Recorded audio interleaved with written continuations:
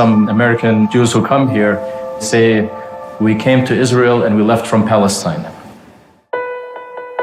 The non-Jewish community does not understand our obsession with Israel. I went to a Jewish day school. Summer camp, organized trips to Israel. You want to go to Israel too? Yeah! We want to go! We want to go! Israeli soldiers, they're hot, they're awesome, they're strong. We actually have had quite a few of our former students join the IDF. And these are kids, these are 18, 19-year-olds. Amazing. I told my parents I don't even need to apply to college. I'm gonna just join the Israeli military. 10% of my graduating class joined the Israeli army. We were deployed to the West Bank. I don't think I realized the extent to which what I would come to see on the ground would really shock me and horrify me. When people look at the West Bank today and say, this is an apartheid system, it's not just throwing out a word. Palestinians live in, day out, without experiencing a day of freedom. You see what non-democracy looks like. What we've been told is that the only way that Jews can be safe is if Palestinians are not safe. The more I learned about that, the more I came to see that as a lie. Within the Jewish community, there's been a striking change. They're really angry at the way they were indoctrinated, justifiably so. When we talk about we're losing the kids, we lost them. I think they're a little super naive. Anytime you cut against the grain, you're going to catch hell. You are a self-loathing Jew. Go kill yourself. An anti-Semitic Jew. The way that we talk about anti-Semitism isn't about protecting Jews, it's about protecting Israel. How dangerous is that? They will do anything to preserve unconditional support for Israel. The great irony is that there actually is resurgent anti-Semitism. Jews will not replace us! History is not going to judge us kindly. All right. I am now joined by the directors of that movie, Erin Axelman and Sam Eilertsen. How are you guys doing tonight? Good. Yeah. Yeah, no, my pleasure. I have been looking forward to doing this for a long time. I actually saw a screening of the movie back in June. It was one of those, something like that. Yeah, no, I think you're right. I think it was June. Yeah, because it was at the Silver Lake Los Feliz Independent Jewish Community Center, and it was. It was kind of funny actually. It was like it started pretty late because it was like an outdoor screening, so we had to wait for the sun to go down to have so the light would be right to watch the movie, but. It was really effective, and I got I don't know. I found the movie moving. I wrote about it for Jacobin. I think we have that graphic back in June. Israelism is a powerful indictment of pro-apartheid indoctrination, and of course. Between June and now, unfortunately, a lot of things have happened to make this movie more timely than it even was then, and I'm sure we'll get into all of that, and also some of the efforts to censor the movie that have happened more recently. But first, for people who haven't seen it, for anybody who this might be their first introduction. I mean, just in a basic sense, what's the story that's being told in this movie? Yeah, and Ben, thank you so much. It was really great to meet you at that screening. And and Jacobin was really, I think, our first national publication that covered Israelism. So we're very grateful to you guys. And the past week, it's been the press we've got in the past, I guess 2 weeks has been pretty wild. We've been in The Guardian, New York Times, Philadelphia Inquirer today. the nation, which is really cool. But we really appreciate you kind of helping put us on the map in a big way.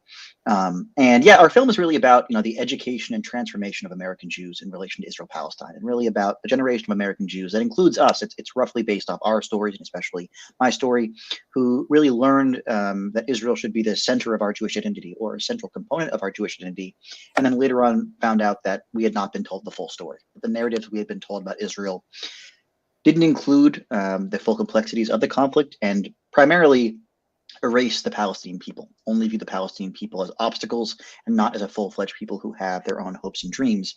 And that recognition in much of our generation has led to this mass transformation. Melded them into this this sort of larger collective entity, the Arabs. Exactly.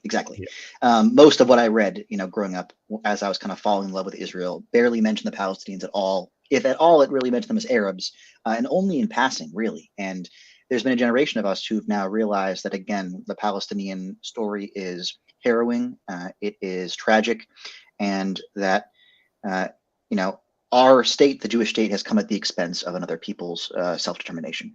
And, Palestinian suffering and the oppression of Palestinians is being done in our name, and to live out our Jewish values to the best of our ability, we must fight anti-Semitism and fight for our own safety, while also fighting stridently for the safety and freedom and equality of Palestinians.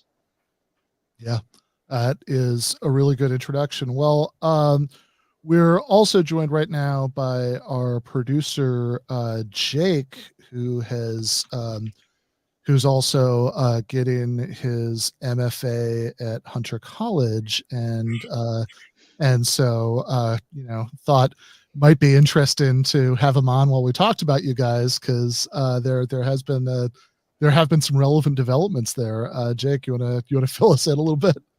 Yeah. I mean, they might know more of the particulars than me. I just basically a colleague of mine, because I'm studying and also working at Hunter, was like, hey, did you see that Hunter was in the news recently? And then recently, when Hunter's been in the news, it's not necessarily been the best stuff. And then I happened upon the New York Times article about how the screening planned, I think, by Film and Media Studies Department or Club, I'm not sure, was Department, yes, was postponed, right? Was the word that was used due to and I think the official reason given was threats of violence, or worried about violence breaking out at the screening. But I think since then there's been a big grassroots movement at Hunter to get the film screened. There's a petition, which I think last I heard at least like 800 students and faculty had signed to I don't know how public that is yet, but anyway, there's a big grassroots movement to get the film seen, because there's I also understand that there was a movement to get this film not seen, so which you all might know more about, which was not happening in front of my eyes, but I know that a lot of people are angry by what they see as censorship, and myself as a Jewish student at Hunter, it's also I mean, just the ways in which the lie of this whole thing being about anti-Semitism is exposed when it's these kind of weapons are cudgeled against Jews like us that are critical of what's going on. I think especially Jews, and I haven't seen the film yet, so I don't know how much it tackles like all of the censorship and stuff that's been going on, but we've been seeing it on overdrive recently, right? So it was very upsetting to me. So I'm glad to have both of you here, but you all might be able to fill in a little of the details of what went on.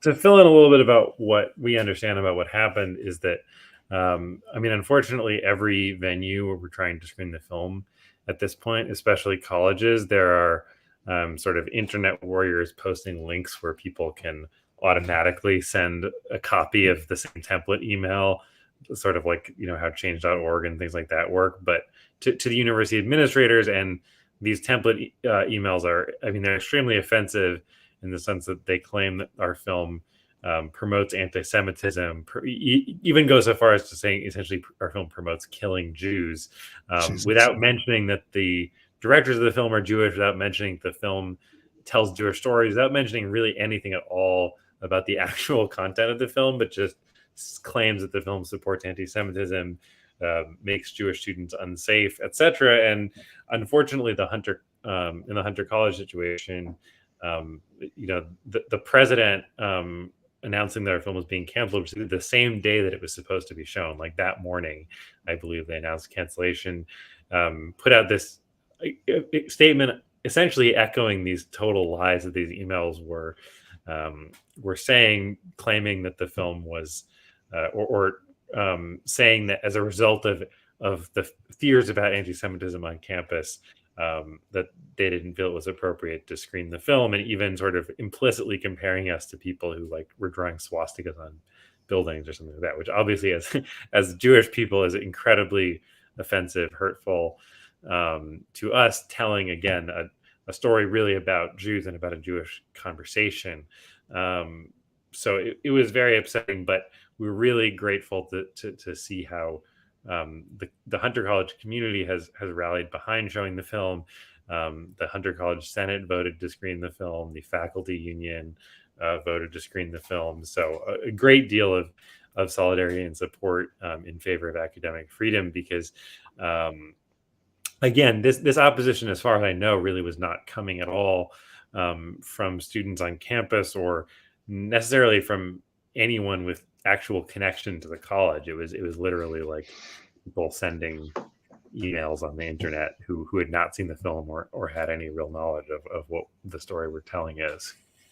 And what's cool, what is good overall is that the president again has now apologized to us. We've had a number of conversations with her. It looks like the screening is going to happen. It looks like next week. We're not going to say the date yet because it's going to be published probably tomorrow or the next day. But the screening has been rescheduled. It looks like it will happen next week, which is really amazing. Breaking news. Yeah, and she has again, and she has, she admitted that she hadn't watched the film when she made her statement again, which was weird, but she literally admitted that. But she has worked with us, which we give her credit for that. And again, actually, a similar thing is happening actually right now at UPenn.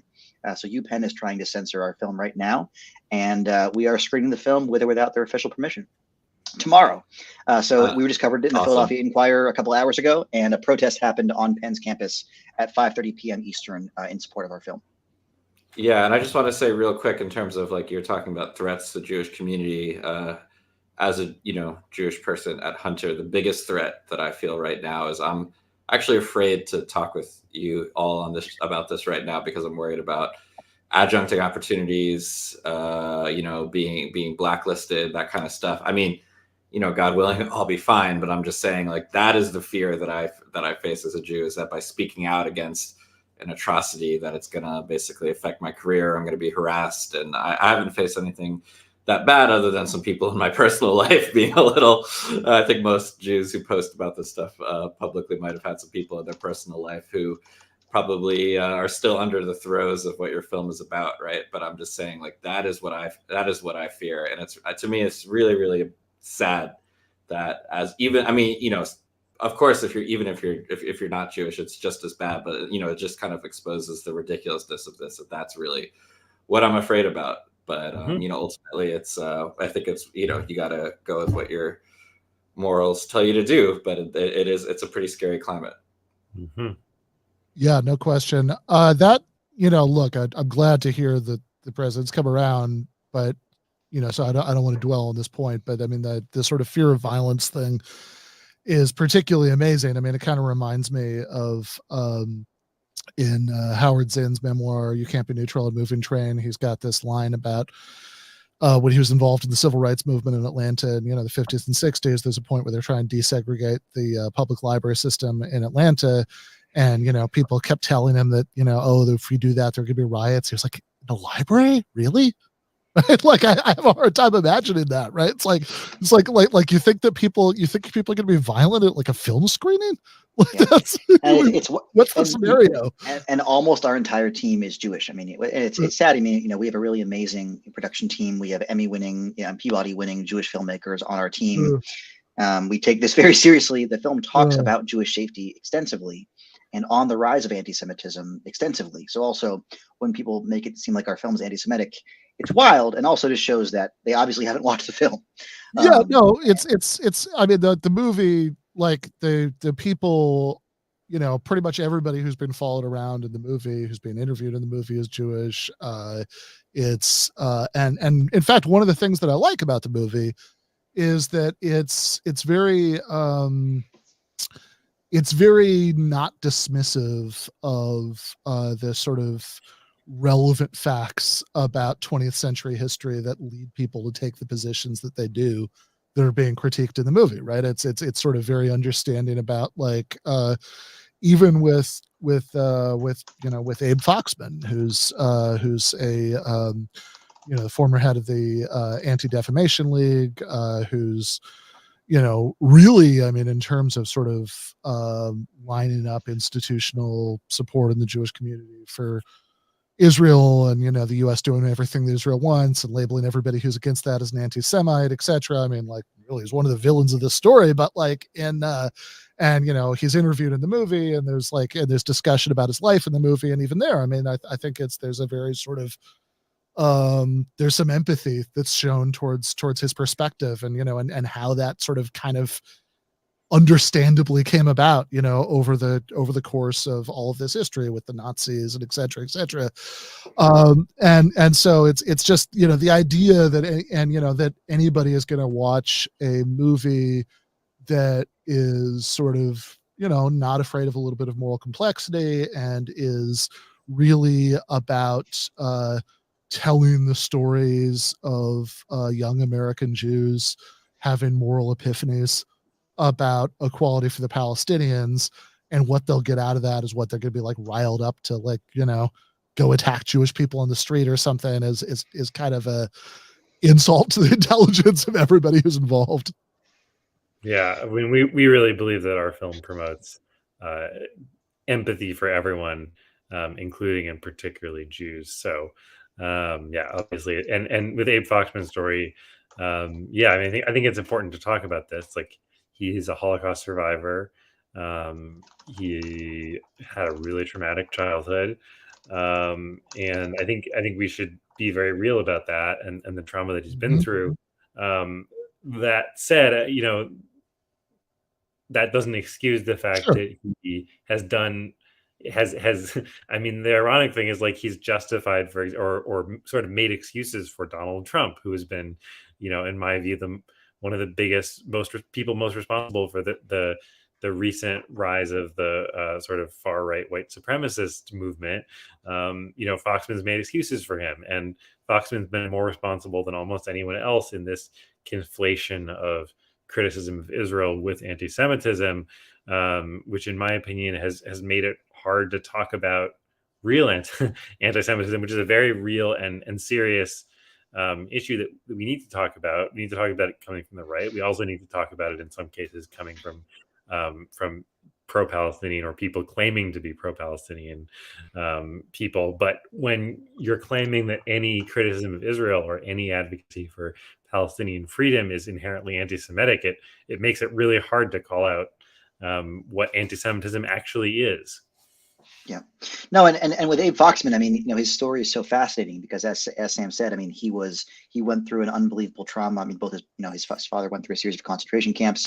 He actually, again, was a refugee himself, was essentially a stateless refugee, and it's just so harrowing to see someone who has been through so much trauma and was a refugee himself. By the end of the film, essentially giving permission to kill refugees. He has this line in the film where he says, he's talking about the 2018 uprisings in Gaza at the border fence. Yeah, the Great March of Return, when people were marching up to the unarmed, marching up to the border fence and getting shot. Exactly. And his justification for that was, he basically said, he's like, look, and we didn't even ask him about this. He said, look, if the Mexicans, he literally said this, the Mexicans, 20,000, a million Mexicans came to the U.S. border. What would America do? They'd use tear gas and eventually they'd shoot.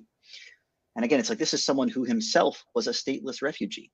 And that's just the tragedy of that, of someone who was so oppressed himself, 70 years later, being so insensitive and kind of numb to violence against stateless people and to refugees is fascinating and deeply tragic. And so we tried to tell his story and tell his arc in a way that was accurate. We feel that we portrayed him very accurately. and both empathized his experience, but also tried to explain how a Holocaust survivor, how someone who's been so deeply traumatized can then be so comfortable later in his life with the oppression and dehumanization of other people. And it's a fascinating and kind of tragic, story and hopefully lesson. Yeah, absolutely. So this is, the story that is being told over the course of the movie is, of course, obviously, I hope that people watch this and then they go find a screening of the movie and that doesn't get canceled and see it for themselves, right? But do you want to give us just a little bit of a sense of of the sort of specific stories that are being told in this movie of the way that that some of the people who are being featured go from this upbringing where they have they go to school surrounded by communal institutions that give them one kind of message about Israel, and then they're sort of slowly brought to this other understanding. Yeah, thank you. So the film really focuses on two young folks, Simone and Eitan, and both of them kind of go through this process of and this is quite common in the Jewish community. This is not all Jewish communities, but this is very common in the Jewish community that from their earliest memories of like going to Jewish day school or synagogue, Sunday school, or just any things in the Jewish community, Israel is always sort of there and it's incorporated. And we also, in the course of making the film, tracked down all this footage that had been posted online by Jewish day schools that kind of show, the kids marching around waving Israeli flags and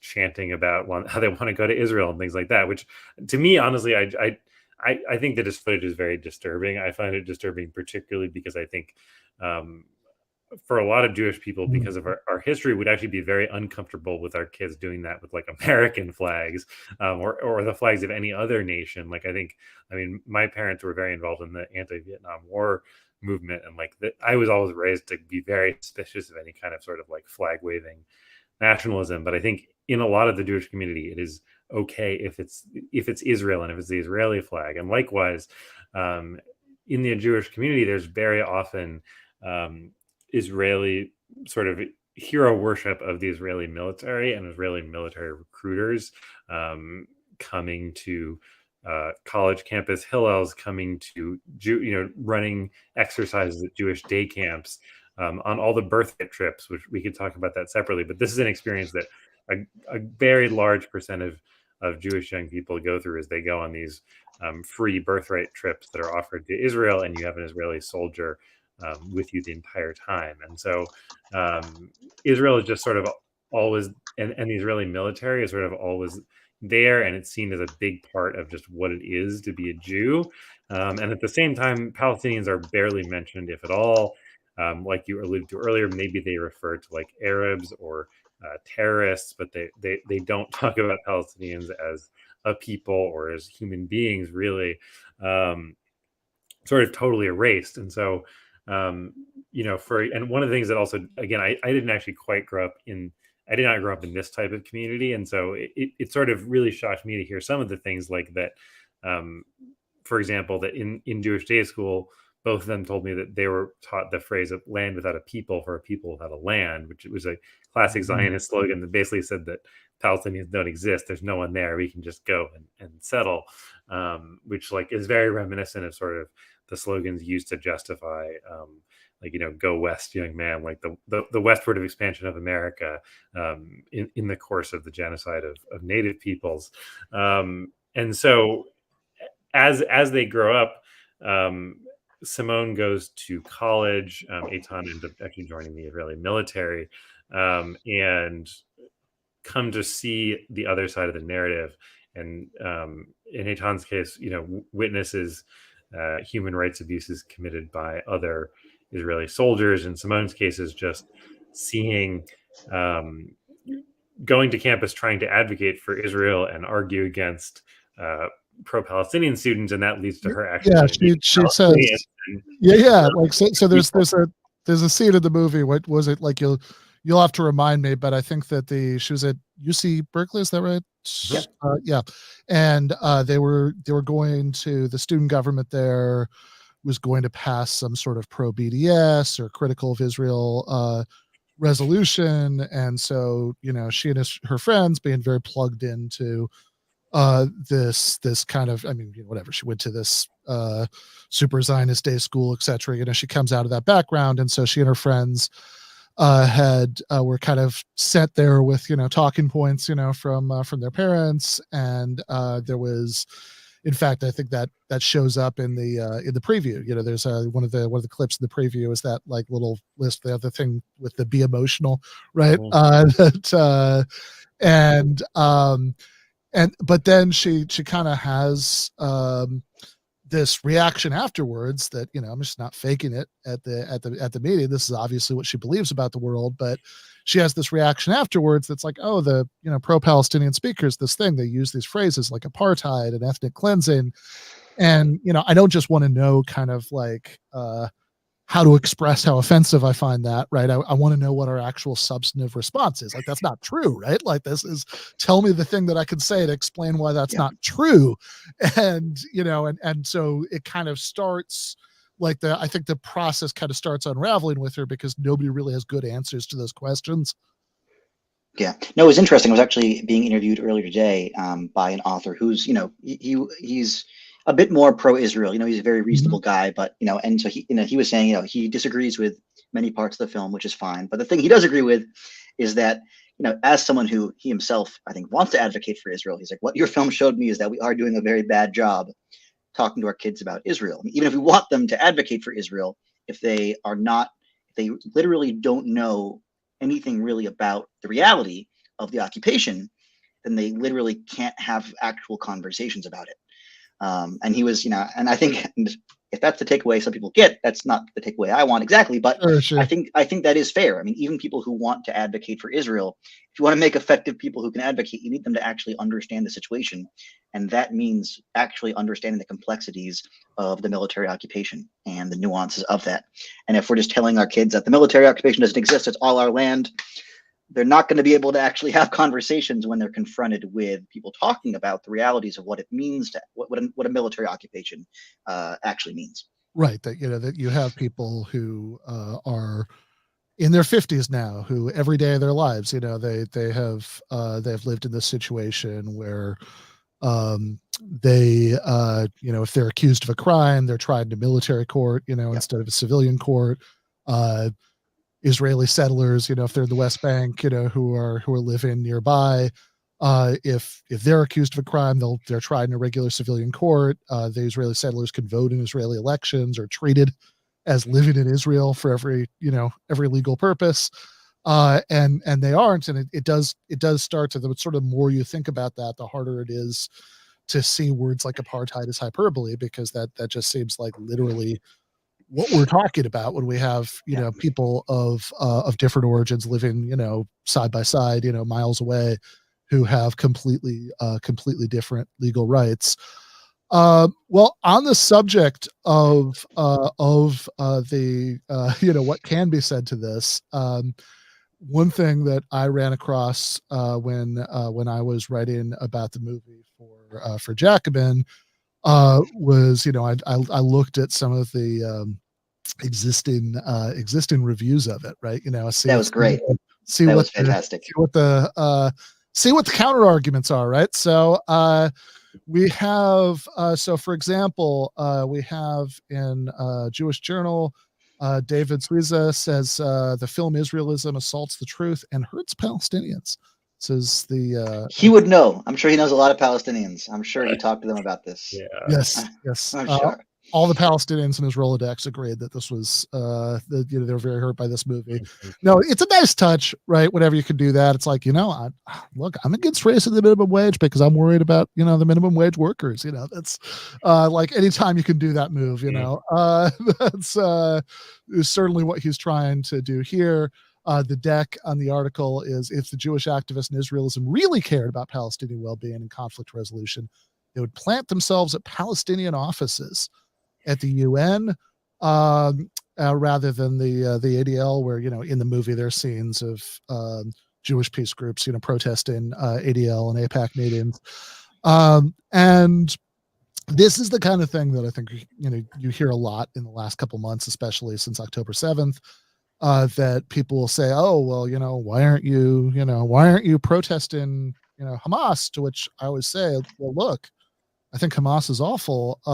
But if my country were giving billions of dollars of weapons and aid to Hamas, and they'd done like intelligence and logistical support, for the massacre that Hamas did on October 7th, I would be protesting that, right? Like, of course I would protest that. As a matter of fact, though, right, what is being done with, American arms and American money and etc. Is the opposite of that, right? It's the indiscriminate bombing of Gaza by the Israeli military, and so this is kind of it just sort of, I don't know, like even when I hear that, it's like, what do you think a protest is? What's the purpose of a protest? Like, what are you trying to do, right? Like when you protest something. Totally. Yeah, I mean, totally. sorry. Yeah, no, Oh, no, I was just, and I think, I don't know if you all have had this experience, but if there's Zionist people trying to kind of like argue with you, sometimes the propaganda that they've been like, will kind of like yell at me or figuratively yell at me. It kind of doesn't really make sense. So I wonder if it's like, it all feels like maybe it's coming from the same source of like, here are our talking points for the day. Like I've had a whole conversation with someone where I explained just what you explained, Ben, but then the very next day they're like, look at what Hamas did today. Why aren't you out there protesting? And then I said, well, maybe you disagree with me, but I explained to you the reason that I'm protesting, where I could actually make a difference, which is my country materially supporting these things. I don't really have the same effect on Hamas, but then it kind of feels like the same points are still waged against you, which kind of gives more of that cult-like feeling, which is very very unsettling, right? These are usually people that in your personal life, and you thought that they were reasonable people, but on this issue it becomes so polarizing that, I mean, the one of the person in your film, I really give her credit for changing her viewpoint based on not having a coherent answer, because I've seen people who kind of are saying things that don't really make any sense to me, but they're still passionately advocating for it. So it's, I don't know, as a Jew, it could be a very, very perplexing, angering time that I could share with y'all. Totally. No, and again, this article, Ben, I thought you did such a good job in your Jacobin article, because this article, the Jewish Journal, could have been written without seeing the film, obviously. And yes.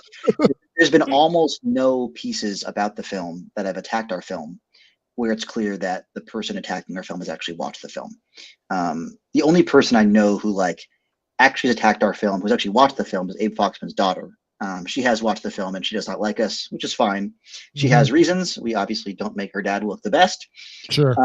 But I think she's the only person that I know who has attacked us, who's actually seen the film. And again, all the emails that are being sent, to these universities, they don't mention a single thing that happens in our film. Just like this article in the Jewish Journal literally doesn't mention a single thing that happens in our film.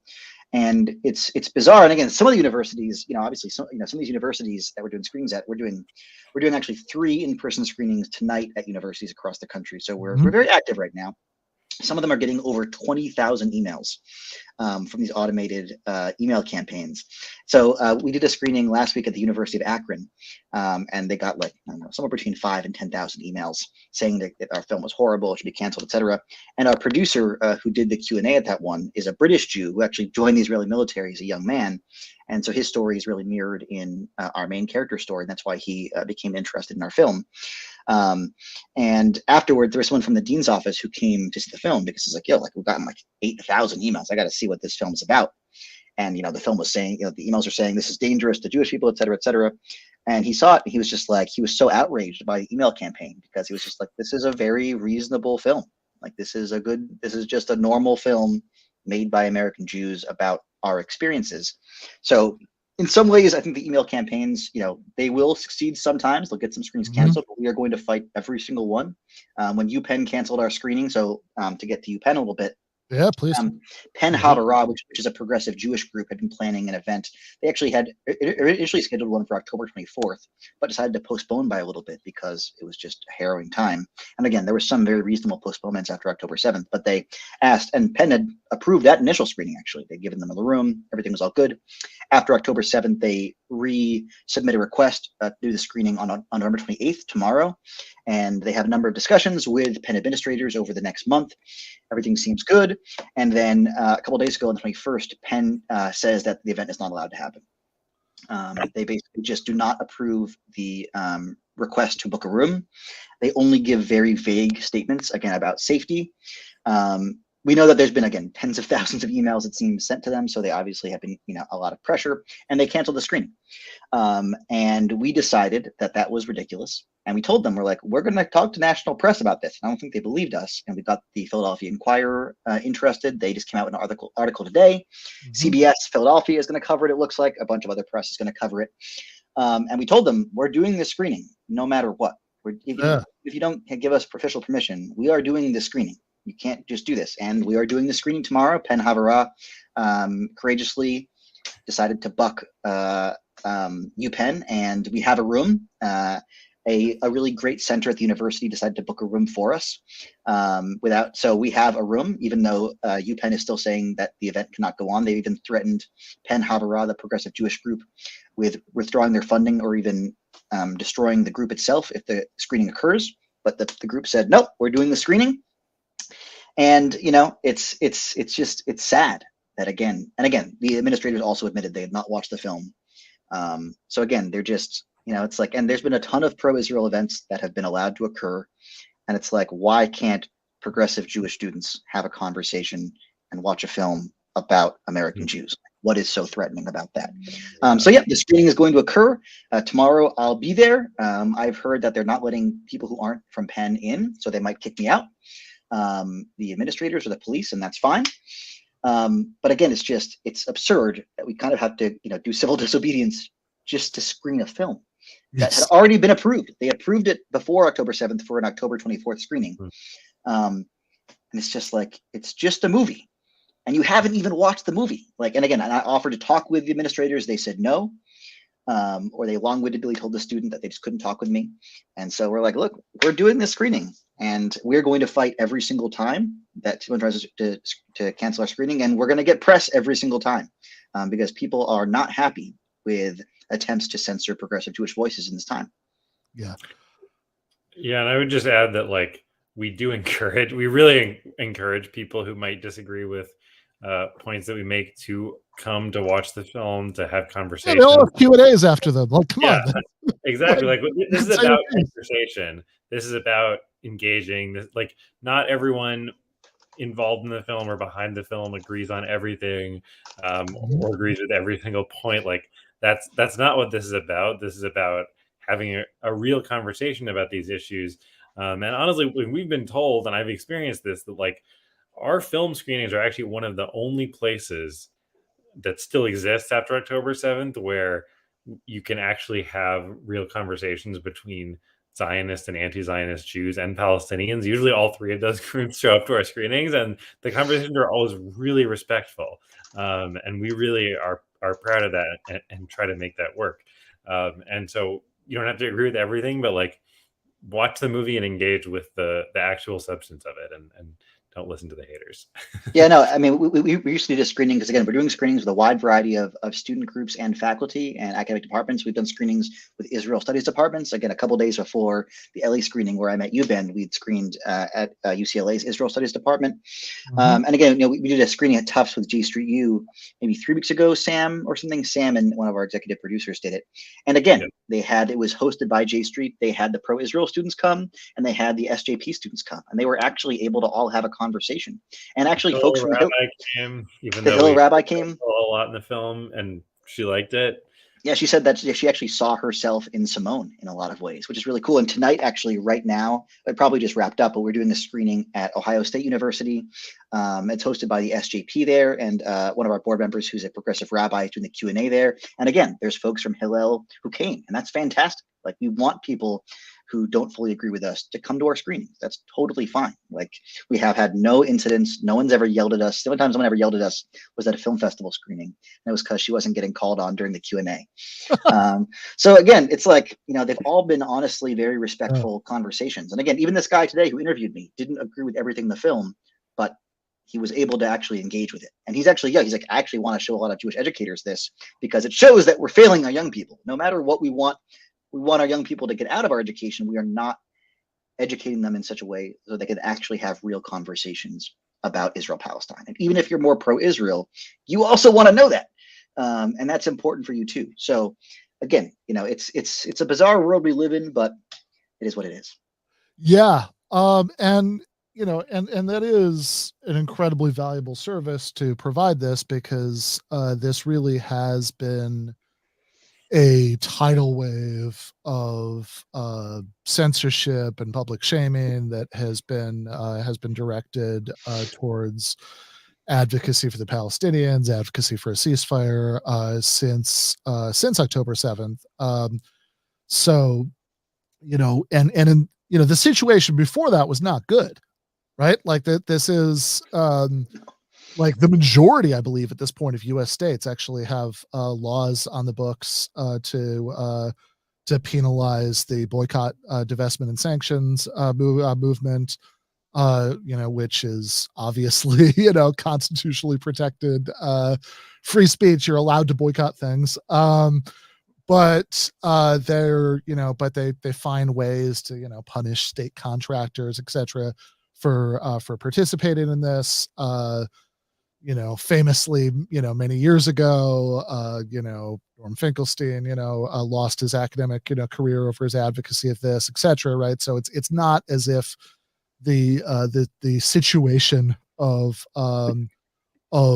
free speech with regards to advocacy for, rights for Palestinians was good in the United States before October 7th, but it's gotten pretty catastrophic since then. I mean, living in LA, maybe especially, where people are sort of hyper aware of the entertainment industry, I feel like every couple days I see that somebody, has that they've been dropped by CAA or UTA, because they have made some usually banally, obviously true statement about the realities of Israel-Palestine.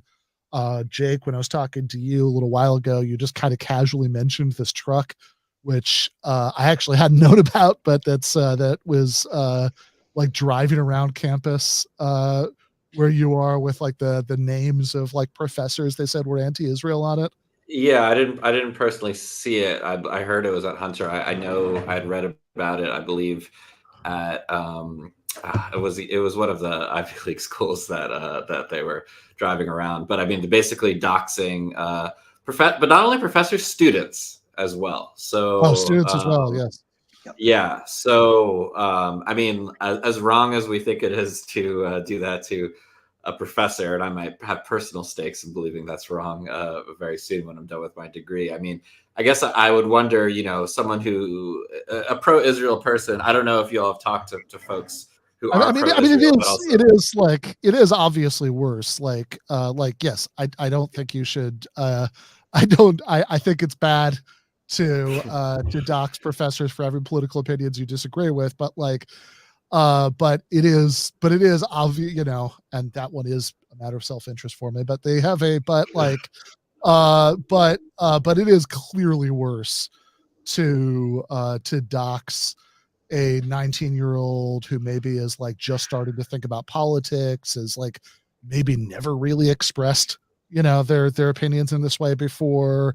Like, I mean, those are the people who presumably we think should be getting the most latitude to figure this stuff out in their own terms, even if, maybe some of the way it comes out at first isn't perfect or whatever, and sort of exposing those people to public shaming, to try to silence them. I mean, that, I think that is pretty vile on a different level. Yeah, totally. No doubt. No, it's wild. It's totally wild. And again, it's funny because on our team, Sam and I really haven't been attacked very much at all. People have been going after our producers who are kind of more well known than we are, and I feel kind of bad because it's like, attack us. We're the ones who actually, we're the directors, but we're young filmmakers, and we run our own production company. There's not that much people can do to us, it seems, because everybody who we're a nonprofit. Everybody who supported our film loves the film. They know exactly what we do. So we feel, I feel bad so many folks are facing such consequences when Sam and I, we're kind of just chilling,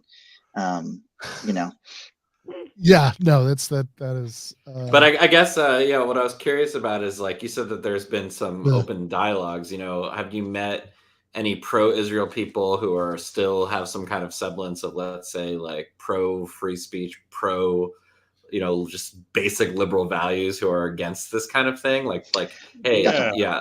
Totally. No, I mean, go ahead.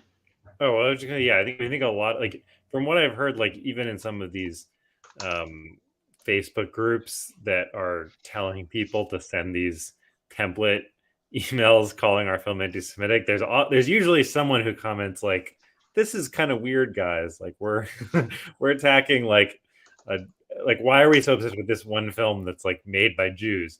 But no, it's also just generally, it's like, I don't know, man. Maybe I'm more intense about this than a lot of people are, but it's like, I remember I saw Zero Dark 30 in the theater. I had a pretty good idea of what I was going to think about that movie, and I was correct, right? But I saw it in the theater because, like, as a matter of principle, I'm not going to attack a movie I haven't seen, right? I'm not going to attack a book I haven't read. That's crazy. Who does that? No, it's bizarre. Again, most people who've seen the film who disagree with it say, I disagree with you on the XYZ point, but I also I see points in here that I do agree with. Like, yeah, it's pretty cool. I mean, most people who attack the film usually start out by saying, like, look, like, I get how Israel is treating the Palestinians is not great or is not bad. And then they go, but it's like, okay, like, at least you're there. I mean, like, at least you recognize, at least you're able to see at least part of it. And again, no one piece of art is going to fundamentally change someone. What we hope our film can do is get someone to ask that question, or get someone to begin investigating Israel-Palestine, or begin, maybe that it'll make them realize that something isn't quite right here, and that maybe they should look into this a bit more. Or we hope that it'll just, encourage people to keep doing the work that they're doing if they're already, working, for the freedom of Palestinian folks. Yeah, and I also, Jake kind of raised earlier this question about people who just kind of keep going back to the same talking points, as kind of as if you never responded to them, and it can feel culty and all of that. And I definitely know what you're talking about. This is, I mean, for what it's worth, right? I mean, this is probably, I mean, I don't come from any sort of background remotely like the people in the movie, but there was a time in my life when I was trying to connect a bit more with that side of my family background, and I went to some religious services and etc. I actually wrote an essay about that people could read, but kind of through experiences that happened then, and also just interactions with various family members, this is probably the single subject I've spent the most time in my life arguing with people about, or not the most time overall maybe, but the single subject that there's been the most years devoted to arguing about. I tell in the Jacobin piece, I kind of recount my late grandmother who is a smart person and a good person, and I miss her, and whatever. My cupboards are like full of like pottery she made and stuff like that. But I watching the movie, I thought about watching the news with her in 2006 when Israel was bombing Lebanon, and having this sort of disconcerting sense that we were watching different channels, that she sort of say, yeah, they're Israel's defending itself, and this looked much more like offense to me. And I think about God. I mean, my brother was actually going to go on a birthright trip in 2014, and then the outbreak of war that happened, and he decided not to. I had kind of a long conversation with him about that. It's like, this is not going to be a good thing to do right now, right? But so I have been around those arguments for a very long time, and I guess the one thing I would say, and I know Erin has to go in just a moment, got Sam for a few more minutes, but is that I think with persuasion in general, and especially something that goes as deep emotionally as this does for many people, I think it's really important to remember that it doesn't happen overnight. That if somebody is repeating the same talking points a day later or a week later, that doesn't actually necessarily mean that what you said had no effect on them, because people are more complicated than that, and I think that it's often the case that people are bothered on some level by contradictions they've started noticing, even though it takes a very long time, years sometimes, for that to actually result in like a substantive change in the views they're willing to express. And maybe that comes out as anger sometimes at first. I don't know if that's what totally. as well. It's very hard. It's very hard to because it's and this is kind of why we call their film Israelism. Like, it's such an identity thing in the United States for American Jews. Like, it's not just about the politics of it. If anything, like, it's sort of depoliticized. Like the Hillel educator we interviewed in the film says something to the effect of like, I support Israel, it's not political. Maybe there are issues that are political, but it's not political. And like, that's the attitude, unfortunately, which makes it really hard to like have a real conversation, because if people think that supporting an actual nation state that's like doing real things in the world, and not just supporting like the people there, but the state as a government, as a state, is not political, then like, how do you have a real conversation? But I've always found that, and we often get the question of like, how do I talk to people about this? Bye, Erin. I know Erin's got to take off. Yeah, appreciate it. For a Q&A, in fact, continuing to do the work. But yes, exactly. I'm sorry. We've been on interviews all day, but yeah, we often get the question of like, how do I have good conversations with people, which is very hard.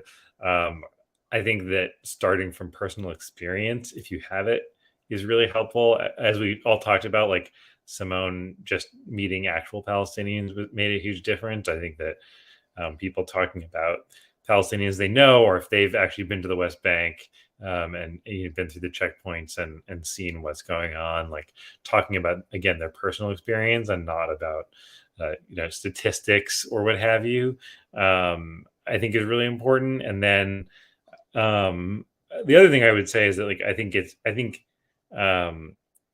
sometimes it also helps to hear some of these things from Israelis that have spoken out against the occupation and against the assault on Gaza and things like that, which absolutely exist. And I do think that, frankly, the left has not done a great job of lifting up those voices recently. And I think that I think it's very important to lift up the voices of the people who are brave enough to speak out from within Israel. And I also think that that it can be really helpful when engaging with people who are in that pro-Israel mindset to like get them to watch Breaking the Silence testimonies, or get them to hear from B'Tselem, and get them to hear from Israeli Jews who are saying that there's something really wrong here, including, I mean, we've seen Omer Bartov, who's a very prominent Israeli Holocaust and genocide scholar talking about the extent to which Israel's actions in Gaza are slipping into genocide,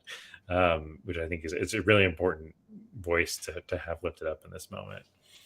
Yeah, I would recommend people read the piece that he just wrote. Right, it was a really good piece that kind of sums up everything. I mean, real quick, I think one thing about I've definitely done the latter, but I think on the former, it's really good to there's definitely work for myself to do on that front. But I think that one reason that it's also hard for left-wing Jews to have these like kind of like peaceful or not get angry is because, as I think I really love to see in the trailers, talking about the anger that we feel at an indoctrination, right? That you realize I didn't get it as severe as other people, but I did study about Israel in college and stuff because I was interested in more. I didn't go to like Jewish day school or something, but I never heard of the Nakba or anything like that. And then to come back, and then when these these big things are in the news, and you have people that you grew up with, talking as if all these things that you've learned about in your adult life don't exist. It's very angering at first, I would say, which I think is really interesting to acknowledge as well, which is that it's not just that you have these like, those of us on the left are just like super, just like could be so easily objective and neutral. It's like, it's a very emotional in the other way to kind of realize that the wool's been pulled over your eyes, and both Israel and the identity of, being these like perfect victims in the Holocaust who haven't perpetrated, the victimhood inherent to being a Jew is something that you learn from so young, as you're so young. And then the hope promised by Israel, the existence of Israel, is something that's baked into you when you're, from when you're a little kid. So then the idea that this hope was actually, brought about by by colonial violence is very hard to accept. And then once you do accept it, it's very angering. So it's hard to approach it the right way, even if I'm trying to be as rational as possible, if you know what I mean. Yeah, which is something that like I think a lot of people, I mean, it's such a natural reaction. Like I saw there's this old quote from Michael Harrington in 1975 that I saw was going around on Twitter, and Harrington's somebody who, I'm even like, kind of a Harrington apologist overall. I think he's a good writer and a good thinker, interesting thinker, got a lot of stuff right. But I think this is like kind of Harrington at his least thoughtful, where he's talking about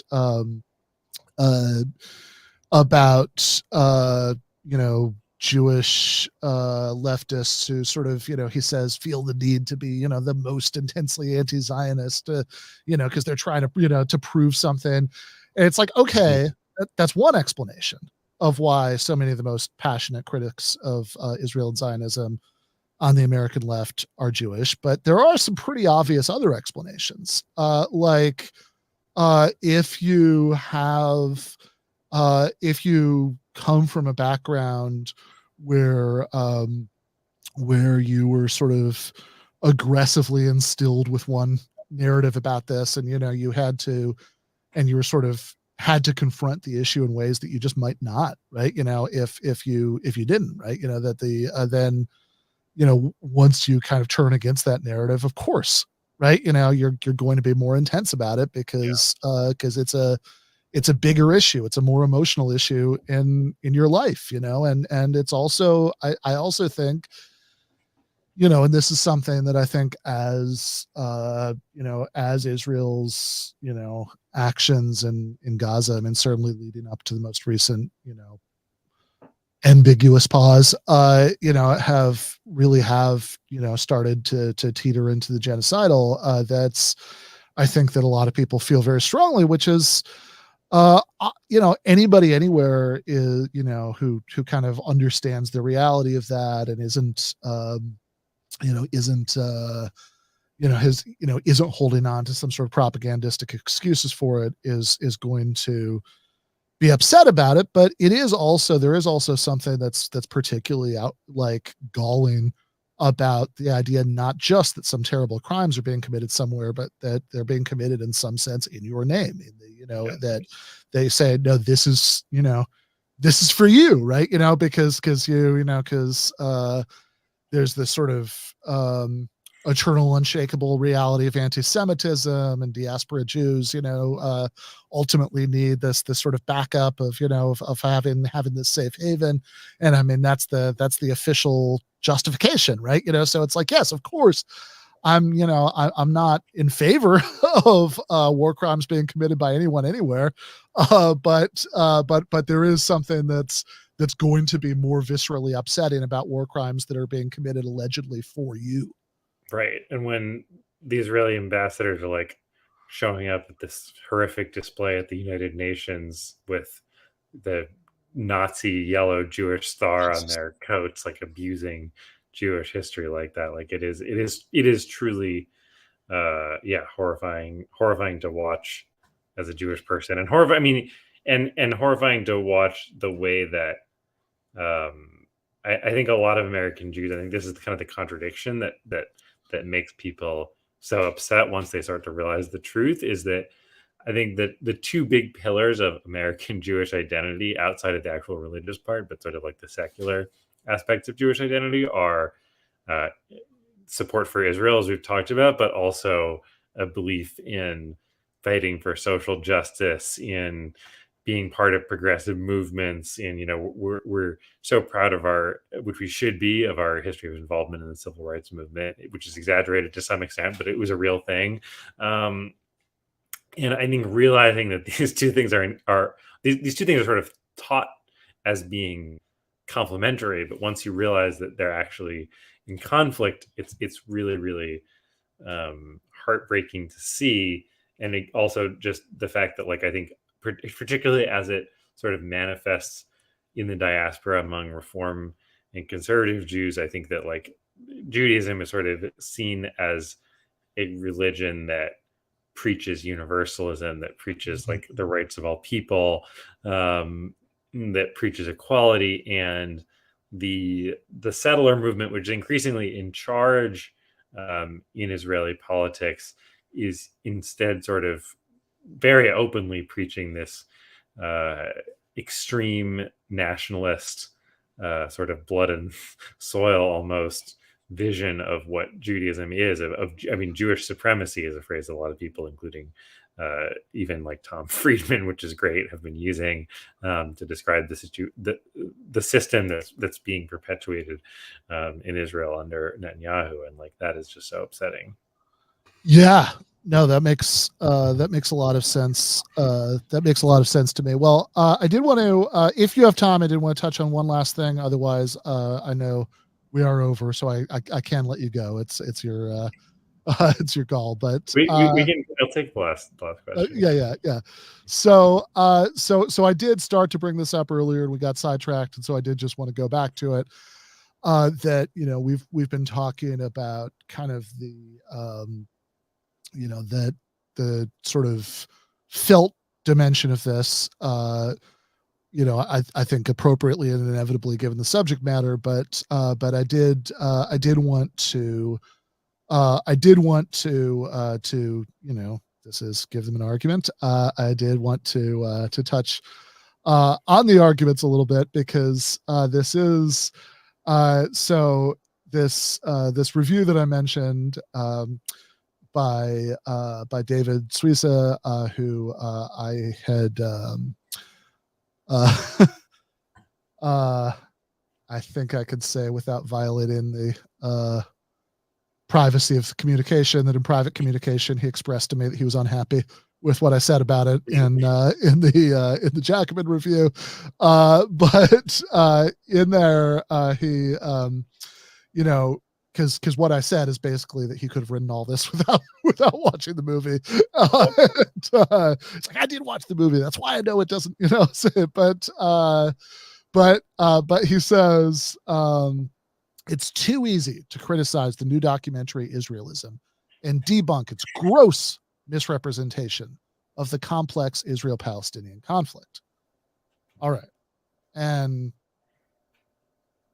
perhaps because it's so easy, he doesn't do it. But as bad as I feel for viewers who have to brave the propaganda, as I watched the film, I felt even worse for the filmmakers and the Palestinians. I felt bad for the filmmakers because I could feel the exertion they must have gone through to stick to only one side of the story. Don't assume it's too easy to exclude crucial context that is so obviously missing. There's no mention, for example, of the UN role in the creation of Israel, Arab aggression at the birth of the state, chronic Palestinian terror and rejection of peace offers, the denial of any Jewish connection in Jerusalem, and on and on. And, you know, and I did just want to touch on this because there is something fascinating about this objection, right? That because the film is telling this very specific story about increasing numbers, and this is not just, you know, sort of an impression. There's polling data on this. Increasing numbers of young American Jews who have turned in a big way against the sort of dominant narrative in the community on Israel and Zionism because of their awareness of the human rights abuses, the situation of the Palestinians. So, you know, this is not just like, you know, oh, this was presented as this, you know, complete rundown of like everything there is to know about Middle Eastern geopolitics, you know, in the last 80 years. It's telling that story. And so if this is all stuff that should have been talked about in the movie, that must be because it's relevant to that story in some way, right? So it must be that the argument is, well, once you understand these things, you understand that actually the sort of moral outrage fueling the evolution of the people profiled in the movie at the treatment of the Palestinians is not justified, right? Otherwise, I don't understand what the connection is. So let's really quickly go through that list, right? Because I am so fascinated by this argument, right? The UN role in the creation of Israel. So it's like, so the argument is supposed to be if there was a UN resolution that said that Israel could be created, then that means what exactly, right? Right. That like that they like our, I mean, what are UN resolutions sacred? Because if so, right, I don't think I need to completely... UN resolutions calling for the end of the occupation of territories occupied in 1967 and the right of return of Palestinian refugees. Those are they became anti-Semitic later. You're just missing the sarcasm. Yeah. I'm being sarcastic. I feel the need to. Yeah. Okay. So the resolutions of the UN in its pre-anti-Semitic period are sacred. Extremists. I mean, that's the thing about all of these sort of like what ifs, context, etc.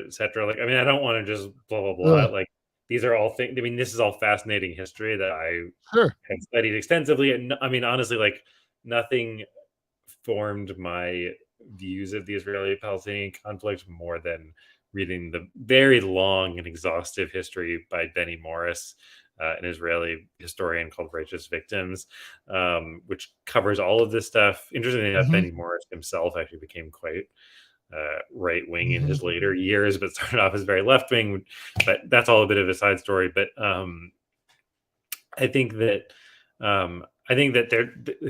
there's always this effort to sort of complexify it and say that, oh, everything's complicated and therefore you can't have an opinion, or everything's complicated and therefore you have to both sides everything.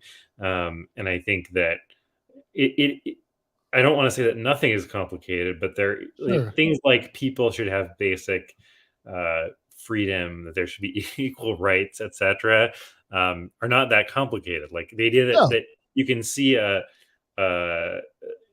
the what the occupation looks like, or the absolute insane level of destruction and death being rained down on Gaza right now, and say it's complicated is just it doesn't compute with reality to me. And all of these things, again, you can, like, he can give a what if, and then we can give a what if, like with the UN thing. It's like, well, Israel ended up with larger borders than what the UN said that they were supposed to have. And then when the UN sent a peace emissary to negotiate a settlement, Jewish extremists assassinated that envoy. These were people from Lehi who the Yitzhak Shamir, who led that organization at the time, ended up becoming the prime minister of Israel decades later. So, like, I don't even want to get into it that much, other than to just say that, like, you can go into these million arguments and counter arguments, and I think you just have to. I always want to just anchor us in like what is the situation that is happening that is wrong, and how do we fix it, and not just endlessly dredge up like I mean, I wonder, like it seems like there's so much of this stuff is driven by sort of this weird, like this view that a lot of people sort of fall into of it's like geopolitics is a team sport where like the teams are like entire like ethnic or national groups, right? So, it's like, are you cheering for all Palestinians and everything all Palestinians do? Or are you, cheering for, the state of Israel? And it's like, no, like you can take things one at a time. And if the question that we're asking for, pick the one you just did, is it okay to rule over people for 56 years without giving them equal rights and, a chance, any sort of like democratic input into the government that rules over them? Then I would say the answer is just no, right? I mean, that's actually, there are a million things that are complicated about this history, but I mean, that like normative question, I mean, that's just no. I mean, this is certainly in the American tradition, right? We hold these truths to be self-evident, right? I mean, that's right at the core of that, right? That you can't that you can't rule over people, without rights, and that's a sort of very simple question that's upstream of so much of the rest of this, right? Because whatever story you want to tell about, it mentions rejection of peace offers and things like this. It's like, now, of course, if we actually spent the next hour, going into all that in detail, that story is much more complicated and it starts to look very different. But also, okay, great. So here are things you can do. You can unilaterally withdraw to your internationally recognized borders. You can give citizenship to everybody you rule over. There are all these things that you can do that don't involve any sort of agreement with anybody, right? But yeah, I think that there is something, that I'm sure you've seen that, viral clip of, Michael Brooks from Lafayette College, where, he's being asked about the complexities of the conflict, and he says, I don't actually think it's all that complicated. Right. Nazi Coates, who'd been criticized for years for not saying anything about this, had a great interview with Democracy Now! Where he said the same thing, where he basically said, like, I went to Israel and then went to the West Bank kind of expecting to see complexity, and what I actually saw was very simple, and what he said was very familiar to me as a Black person. Really quick, because I know that you're about to leave. Just one thing from the article, Ben. It said that the film denies the Jewish connection to Jerusalem. Am I now? It's not on screen right now. Well, he says it doesn't mention denials of the Jewish connection to Jerusalem. Okay. Which again, it's like, well, hold on. If they, so it's like, well, shit. I mean, I thought that it was wrong to not let people leave a 25-mile by 6-mile strip of land and relentlessly bomb it, hospitals and schools and churches and mosques there. But then I found out that there were people who denied the Jewish connection to Jerusalem, and now I see that it's complicated.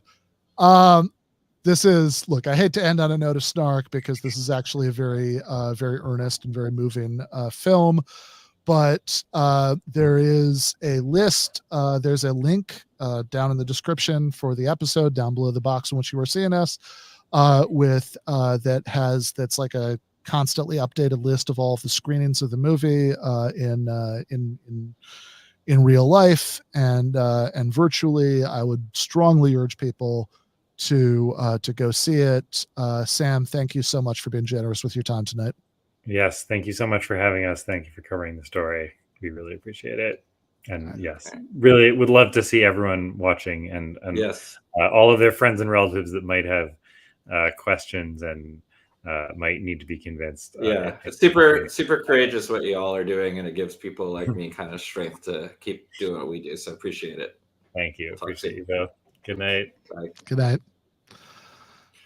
All right. Well, during all of that, there was a point I saw. There was a chat question. It's like, are only Jewish people ever interviewed on this show? And I said, I promise you, we've platformed many Gentiles on Give Them an Argument over the years. Long list.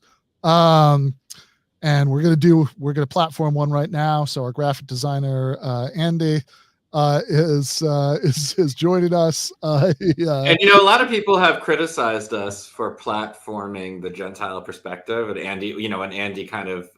But I say, it's like sunlight is the best disinfectant, right? So we can let Andy spread all of his non-Jewish thoughts and beliefs, and we'll just disassemble them one by one. No, just kidding. Good to have you. Yeah, good to have you back, Andy. I mean, just to be clear, before the show started, Ben looked at me on camera and just said, "Andy, you have to goy him now." Right, it's goy exploitation. Yeah. Actually, I remember in my Israeli film class, I learned about Sephardim exploitation movies, which is a thing in Israel that they made, which is a very, very interesting genre of movie from the 70s, kind of mirroring our own exploitation movies. Some cool movies. We're gonna have to talk after the show. Yeah. That might be something to check out at one point if I make it on our sister podcast. But anyway, so Ben, that was a tangent. No, I liked it. All right. Well, we are going to watch something that's going to get us back to that's going to get us back to the subject we were just talking about. But there was a little bit of an intense last hour and 17 minutes, and I think I need a palate cleanser. So let's just watch. Do we have? Well, I mean, I guess in this case, we're sticking to only showcasing Jewish voices here. But do we have Dave Rubin complaining about breakfast cereal? There's something actually much more nefarious happening directly to your kids, and they're constantly going after the children. So this is wild. This is from the Libs of TikTok Twitter account, and Libs of TikTok, she gets in a lot of trouble with all the evil people. Fruit Loops promotes free access to a digital library on their cereal boxes for kids. The library offers a range of books to teach kids themes of equity, diversity, and inclusion. Kellogg's wants to indoctrinate your children with breakfast cereal. Stop giving them your money. Instead, shop at official Public Square, where you can find millions of products from companies that you can be sure to share your values. Check them out here, blah, blah, blah. But look at these images on the Fruit Loops box. You can see their digital library, and what's going on in their digital library? It's a free online library of equity, diversity, and inclusion, family-centric content, including books, podcasts, and more, created in partnership, blah, blah, blah. All of this, it is, first off, if you are giving, I have 2 young children, like they have had basically no sugar. They're eating organic, they're eating real foods. These kids are huge, great, happy, and healthy. And I will never, the idea of giving them just a bowl of pure sugar, you're just giving them a bowl of sugar and die when you put Fruit Loops. And I get it, I loved Fruit Loops when I was a kid, right? But like there's a better way to parent. I went on a tangent at the end. It did. I think he kind of forgot that he was supposed to be, he was supposed to be talking about wokeness. He seems a lot more passionate about health foods and about his big, beautiful sons or whatever. Did he say my kids are big? He said they're big, right? They're big, happy, or like huge, happy, and healthy. Is that what he said? Oh, well, all right. Look, I have nothing against Dave Rubin's huge children, and their many healthy breakfasts. I'm actually happy they're having healthy breakfast too, Yeah. I want that for them, for the huge Rubin children. No. But is that like a nice compliment when you like visit someone and meet their kids? Like, my God, your children are huge. What do you must be feeding them healthy foods, Mr. Rubin. They're tremendous. They're tremendous in size. They said that about my kids. Just how big my kids were, and I'm like, I don't give them Fruit Loops. You're large. You're large. Feeding these children. these large size Fruit Loops. I mean, Yeah. does he go Incredible. into what the books are, or is that No. that's just they're about? Well, although if you actually do go and look at them, they're just really sweet books. One of them is entirely silent, and it was a book written about the author's deaf sister, and it's about a deaf child just navigating the world, and it's absolutely beautiful because they make friends with their neighbor, and he just becomes friends with this girl with coloring. That's It's one of the books. That's one of the books on the Fruit Loops. Yes, that Dave Rubin is so terrified of. I mean, like, as much as I hate any form of woke fear mongering, I mean, what are the chances that Fruit Loops they're going to be like your guide to Israel and Gaza, your guide to CRT, your guide to that's that like you go to the Fruit Loops library and it's like it's and what's it's going to be like Derek Bell and Kimberly Crenshaw. It's how to blow up a pipeline for children. How to blow up a pipeline. Yeah. For kids version. yeah. I mean, that would be kind of rad. But I mean, maybe I didn't look too hard to see if A is for activism was on there. I mean, I'm down to How be hard wrong. do you have to look? Surely that'd be at the beginning. yeah. Fair enough. I'm down to be wrong, but I would be curious to see what those books are. I mean, he is hard just before B is for Black nationalism and C is for communism. Right? That's in the children's like wokeness library. I don't. Such as like I don't know. I have I mean, look, I'm sure it's all fine, but I would also expect the educational content of the Fruit Loops library to be about the same as the nutritional content of Fruit Loops, right? That's like, I'm sure it's all like, vaguely benevolent, but like pretty vacuous, right? That would be my best guess, because like I don't think that the Fruit Loops Corporation is courting controversy. There's just like a QR code, and it links you to Norman Finkelstein's Twitter.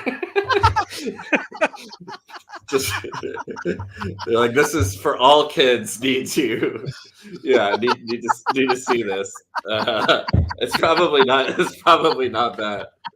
Oh man. Although I gotta say, my kids are mad every single time I give them a QR code and it goes to Norman Finkelstein's Twitter. They just yell at me.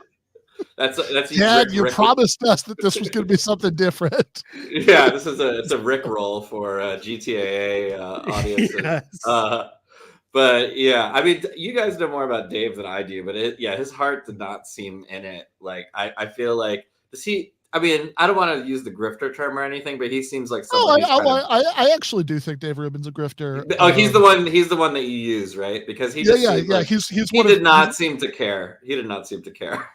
Yeah, he's one of the two people I always bring up, along with Milo Yiannopoulos, of people who I actually do think are grifters. Like the term is so wildly overused, but it's like, no, there are actually a few pretty clear cases, and I genuinely believe that he's one of them.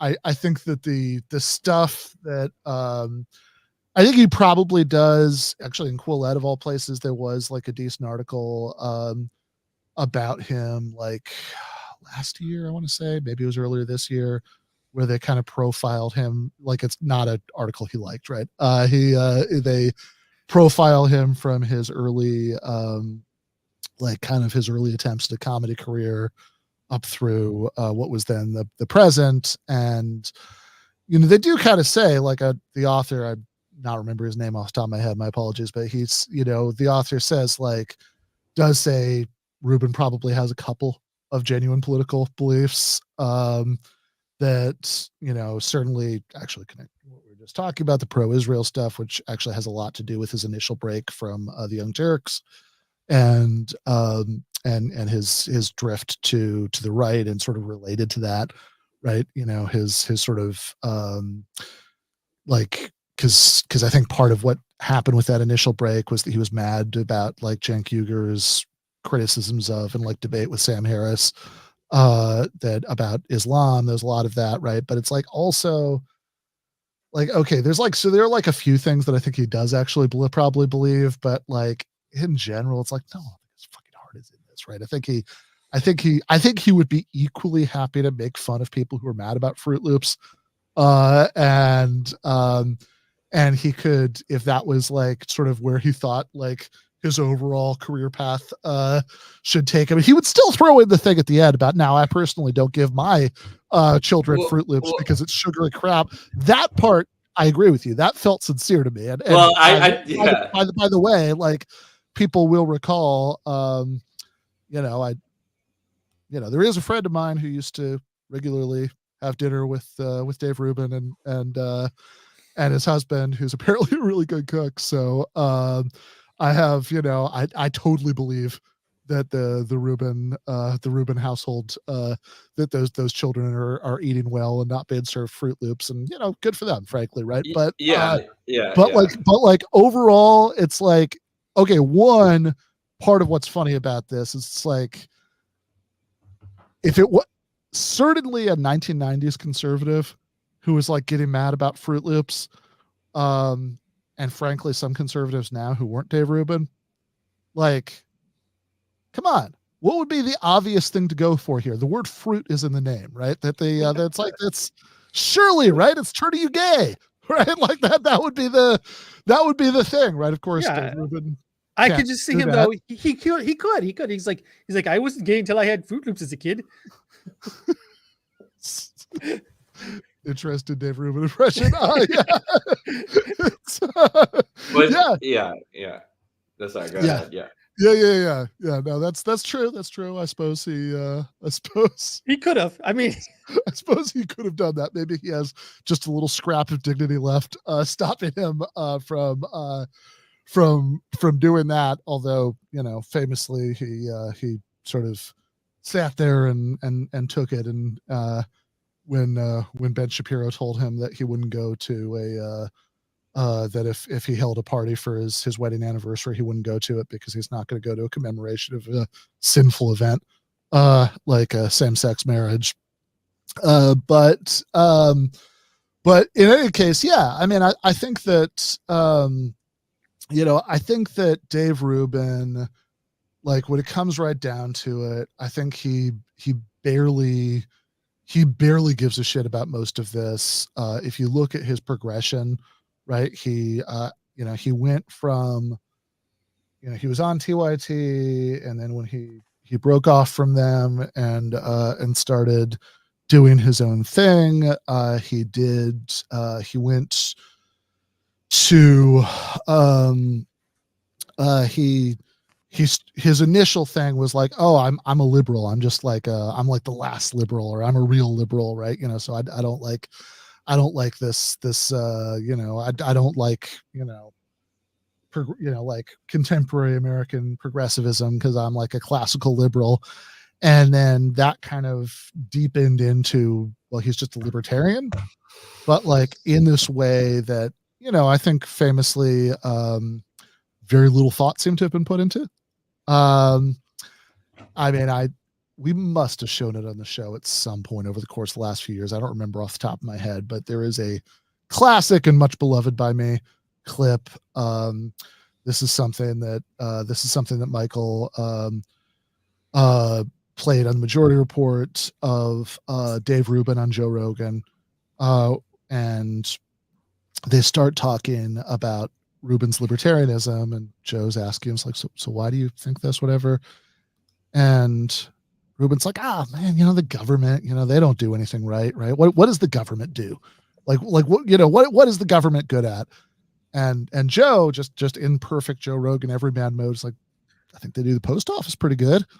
And Rubin has to defend, like, no, actually the post office doesn't, and he's like, we could get rid of the post office, privatize or whatever. Everything would be fine because, there'd be Amazon and drones and competition would start to kick in, and, and it's just Joe Rogan making the argument that it's like, no, I don't think Amazon would deliver a letter from like rural Alaska to Los Angeles for less than $1, right? Like that seems really unlikely. The whole chickens conversation. Remember that? It's just like it's like, Joe Rogan's like, Dave Rubin's like, well, I mean, they did actually get the chickens there okay, and it's like, yeah, that's because that's the only way you can get it. Oh well, actually, it was better because Rubin was saying that UPS had just delivered these chickens, and and Rogan was like, no man, that wasn't UPS. The UPS doesn't do that, right? That was the Postal Service, and Rubin was like, oh, was it? Okay. So he's just inadvertently told a story about the U.S. Postal Service doing a good job. And then the even better part of that conversation, and, there is quite a bit of circumstantial evidence after this that he was just sort of firmly taken off of the future guest list. I don't think, Rogan's never said that exactly, but there are these clips of Rubin being like, oh, we keep reaching out to the Rogan people to ask if they can get back on, and there's also a clip of Rogan himself being like, yeah, I'm happy to have anybody on with like different points of view, but not if I don't think they really mean it. And it's like, who's he talking about here? I've got my strong suspicions, but the better part of that conversation, that's if possible even better than the thing about the post office, when they start talking about regulations, and Rubin takes the position essentially that you wouldn't need government regulation in a libertarian utopia because the same rule could be played by like bad Yelp reviews. I lost my arm in the crane accident. Don't go work there. I mean, I don't know. It seems really far. I guess they think that an apparatus. I mean, he probably doesn't believe it. I don't want to spend too long on him. The last thing, was just real quick. It's just very funny that he's like, the elites are trying to indoctrinate your children, and also me, a non-elite, is going to shame you for feeding your kids fucking Fruit Loops, and you should be eating vegetables instead. It's like, I think there's probably an overlap on the Fruit Loop crowd and the people who think that people who enjoy Fruit Loops and people who are against woke indoctrination. There's probably a pretty big overlap there. I don't think you're going to get them with the argument, Fruit Loops aren't delicious and nutritious. I think maybe you got to seed that point. It's delicious, it's nutritious, great healthy breakfast but unfortunately, it's woke. So you got to go to another. Like I don't think the Bud Light thing was like, yeah. I mean, I'm a centrist on the Fruit Loops question. I think it's delicious but not nutritious. But like with Bud Light, they weren't saying like, oh, Bud Light is disgusting, right? Because they've all been drinking Bud Light. They're like, unfortunately, it went. Anyway. No. I mean, look, I have I think it's gross that those people got mad at Bud Light, for having a trans spokeswoman, but they have but also, if you drink Bud Light, I think you should. I think you need to think about how much respect you have for yourself if you're drinking that. And I'm purely talking at a taste level here.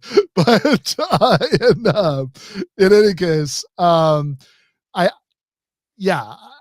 mean, just watching that conversation and Rogan being like, I don't know, man. You don't think like building sites, like you don't think like you need regulation that like this buildings fall apart later. It's that's is just a thing of beauty. And not long afterwards, after putting out his big like classical liberalism free speech book, which is the extracts I read, I didn't read much of it, but Matt McManus posted some extracts, and I decided that my time is probably take the grenade.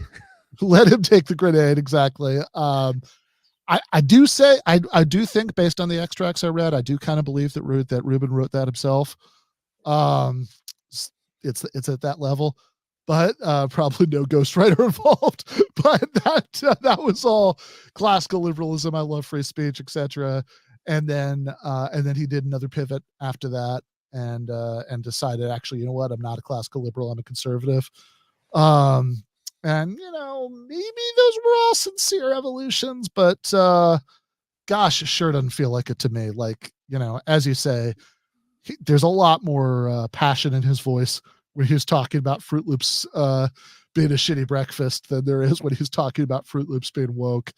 And yeah, I also like, yeah, you know what? I want a society where everybody has tons of time and energy to like cook healthy meals for their kids. That is not the one we live in. And, I don't know. I don't get the sense that he spends a lot of time thinking about that. But, before we round out the main show, I do want to go back to our original topic. Now that we've had a cleansing Dave Rubin break, and because a man who has been on this show several times, Norman Finkelstein is, and this is a good thing, even though it's bad for us, it's a good thing for the world. That man is getting much harder to book. He will be back on before too long, but he is getting much harder to book. The last time I talked to him, I was like, "Oh, could we do this?" There's like, "No, but I'm not gonna be on Chris Cuomo." So he has been all over the place lately, and in particular, recently he was on Piers Morgan, and I want to show just a little bit of that interview. Let me just pull up. Here we go. Whose talent had gone unrecognized. And if I can sorry, I gotta get the setup to this.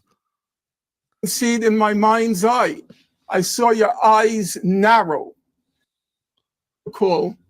That when that famous moment when Susan Boyle appeared on Britain's Got Talent, and I remember the camera turning to you, focusing on you.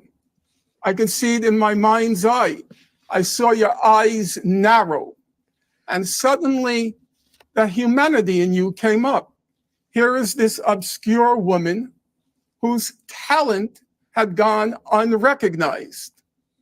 And if I can speak to that same program, for me, the most poignant moment, the one I carry with me since that moment, was when Simon Cowell asked Susan Boyle, "Well, why haven't you been discovered yet?" And she replied, "Because I haven't been given a chance." And that's how I feel about the people of Gaza. That's how I feel about those young men in Gaza. You ask me why I won't condemn them. Because those young men were born into a concentration camp. They were born into among the most dense populated places on God's earth. Half of the population of Gaza is children. 70% are refugees who were expelled from Israel in 1948 and their descendants. 70% of Gaza's youth have no jobs, no future, no nothing. They are Susan Boyle times 10,000, never given a chance. And as things looked the night before October 7th, when the question of Gaza was disappearing from the public stage, I will admit to you, Piers, I myself had given up on Gaza. In 2020, I decided it's hopeless, it's pointless, I only have a finite number of years left in my life, and it's time for me to move on. And I'll tell you, that was a wrenching decision on my part, because I knew I was abandoning the people who for 15 years I had devoted my life to chronicling every detail of the horror that had been inflicted on those people. And I gave up on them.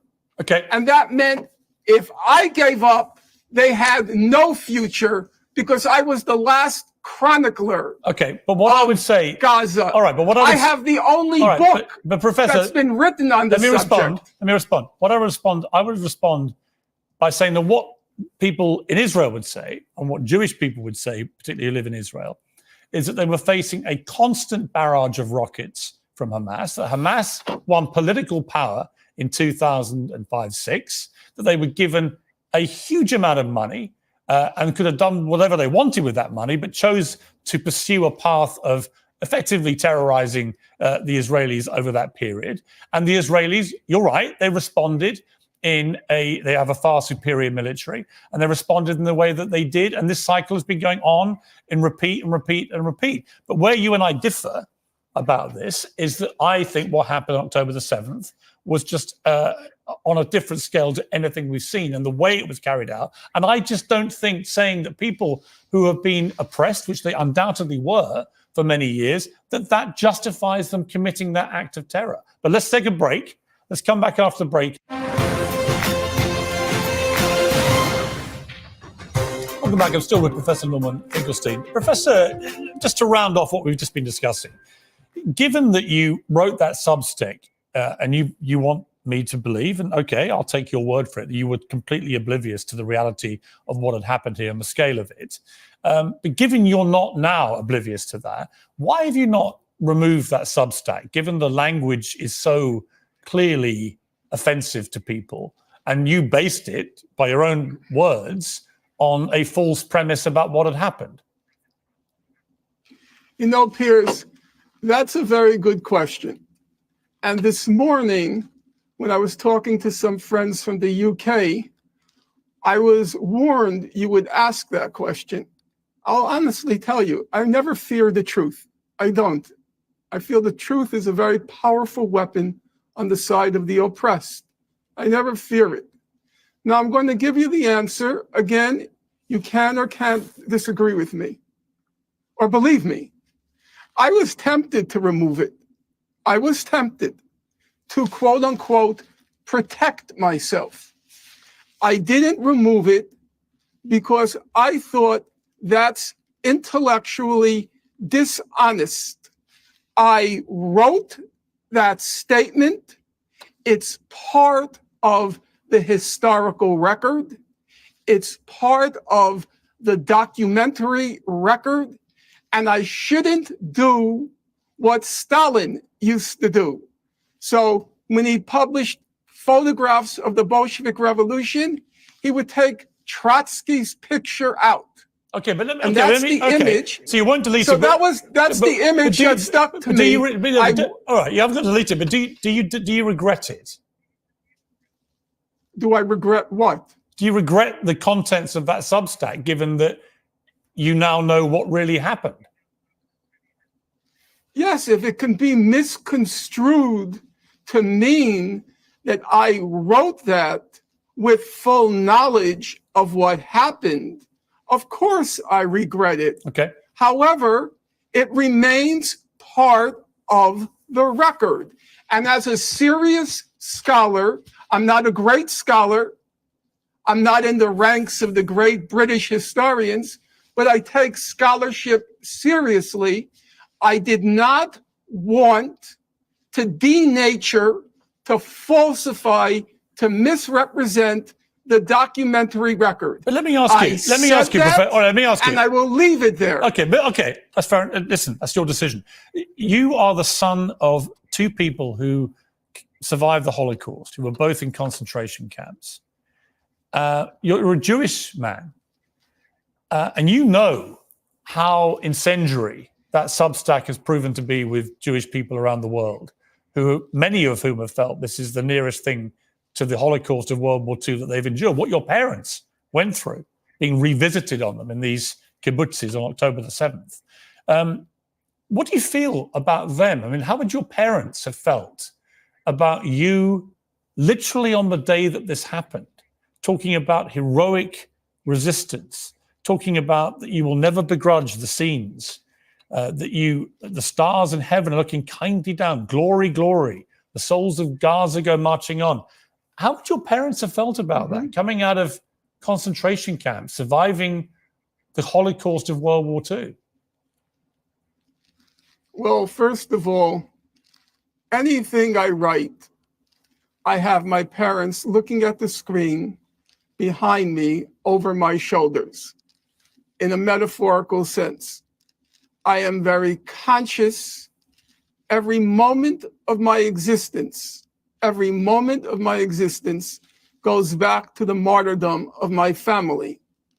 So it's not as if suddenly you're posing a question to me that never occurred to me.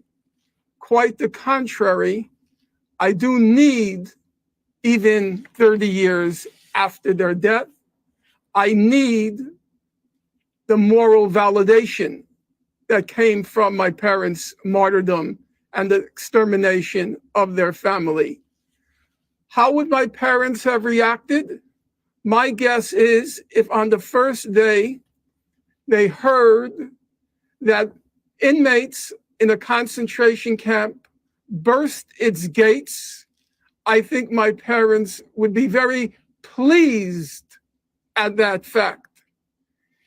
As the events became clearer, my guess, but this is pure speculation, my guess is my parents would go out with their hearts, would go out to those who burst the gates of the concentration camp and whose lives were destroyed.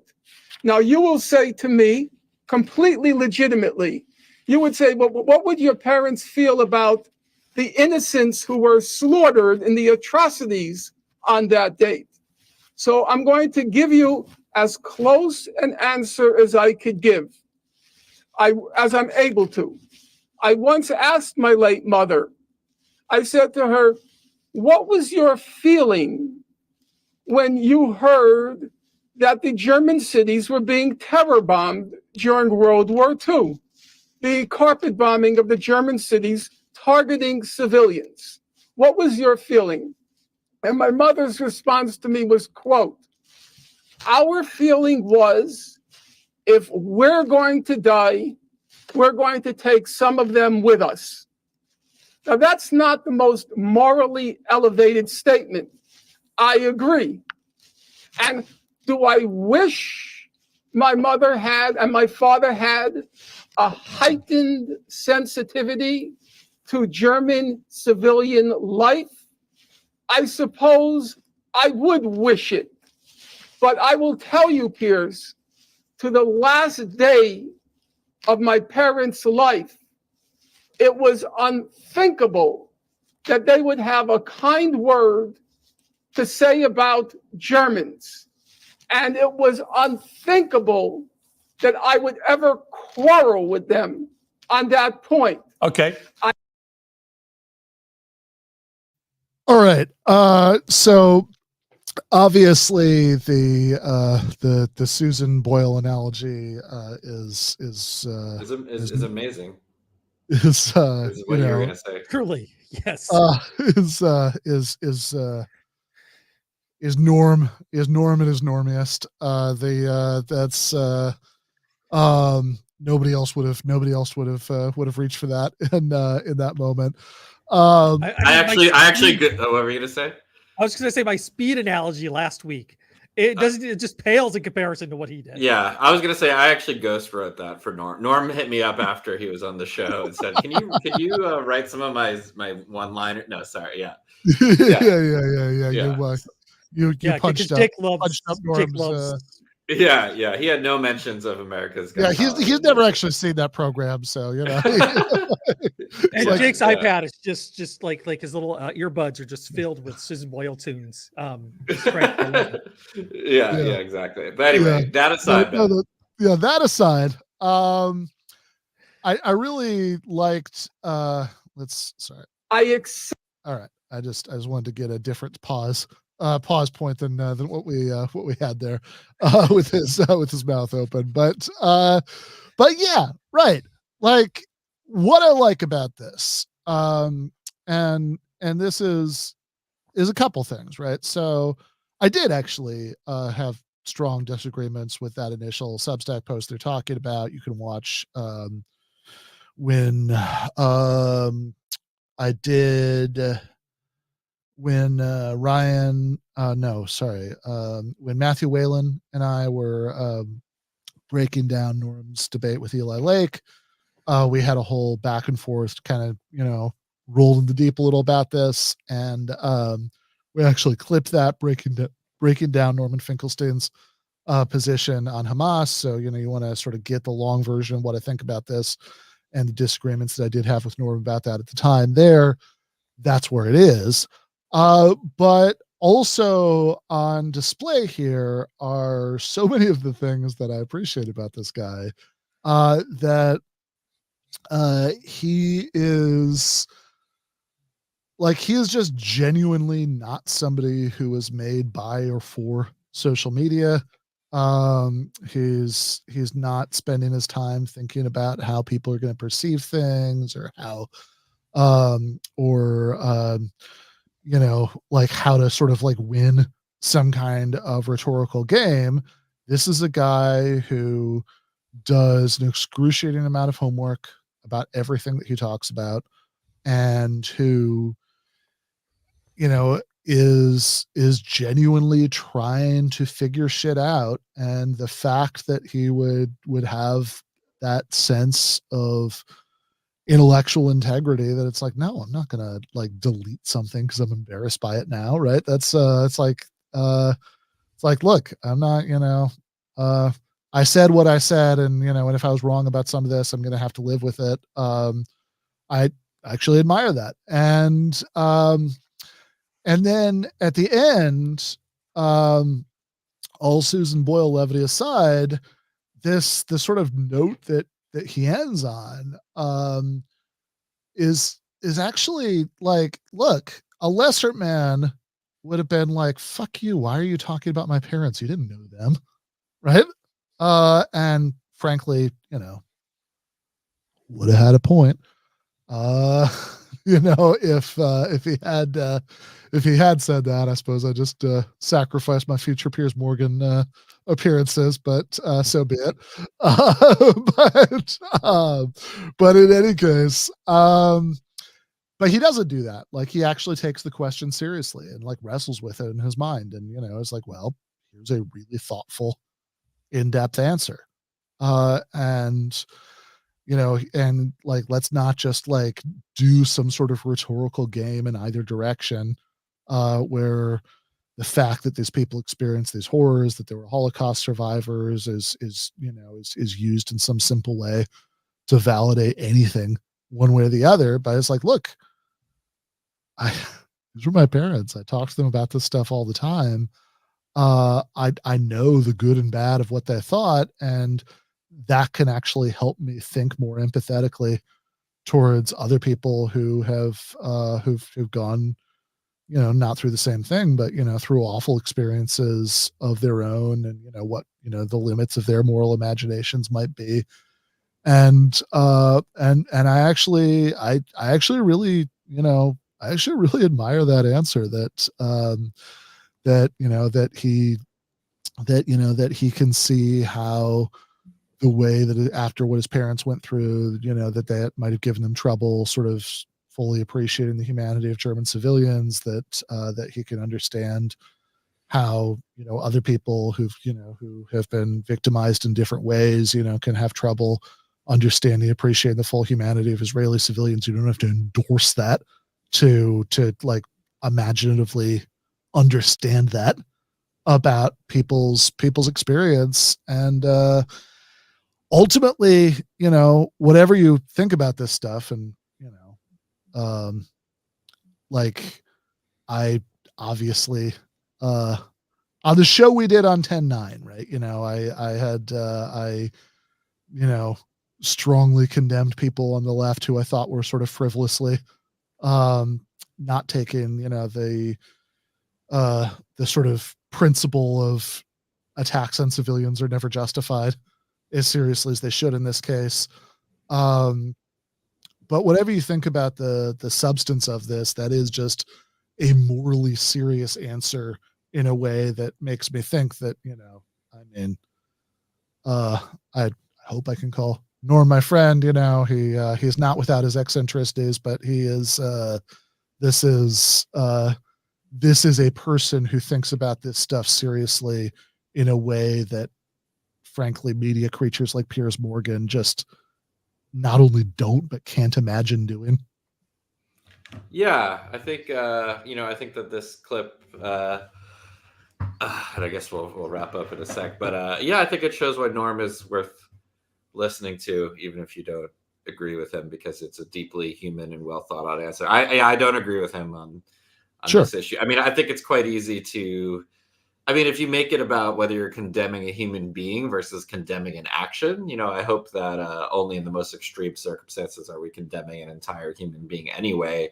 I think, you can I just think that's not a very difficult distinction to make, where obviously there's certain people who, if they do something that we find morally objectionable, if we look at all of the things that led to that action, we can understand it a lot better. Right. But I think that, that type of thinking is in some ways how we get into this cyclical violence, right? If my atrocity is justified and yours isn't. But that said, I it still made me think, his answer, talking about how his parents, how would have thought about the Germans. And it made me think about, what are the comparisons between, what Jews went through, what Palestinians are going through. How are they apt? How are they not apt? But it was, like you said, it wasn't just like a Ben Shapiro, like, how am I going to think of the best way to shut you down? Like he actually really took it seriously, and he gave a really exactly answer that I don't think I'm not there with him yet. But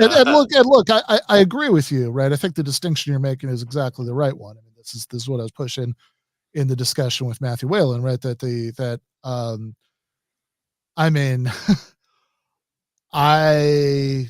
It's not a mystery to me why his parents had the attitudes that they're expressing there, right? I can completely understand how that happened.